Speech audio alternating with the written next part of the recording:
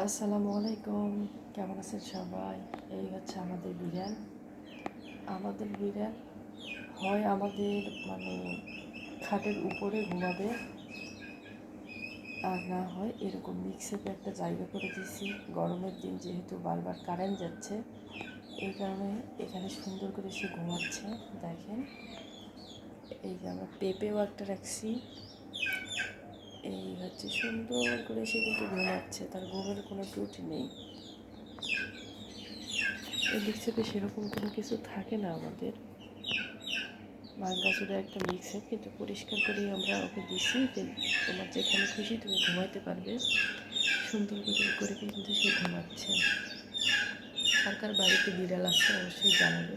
এই বিড়ালটা আমাদের বাচ্চা কাচ্চার সাথেই আর কি খাবার দাবার খাই টুকটাক। হচ্ছে মুরগি, স্বাদ এখনও ঘুমাচ্ছে। তাহারও হয়তো বা ঘুম ভাঙে যাবে, যা পরিস্থিতি দেখতেছি। নাড়াচাড়া করতেছে। শরীর কিন্তু সম্পূর্ণ পরিষ্কার, এটা হয়তো বা নিয়মিত গোসল ভালো করা না হলে কিন্তু পরিষ্কার।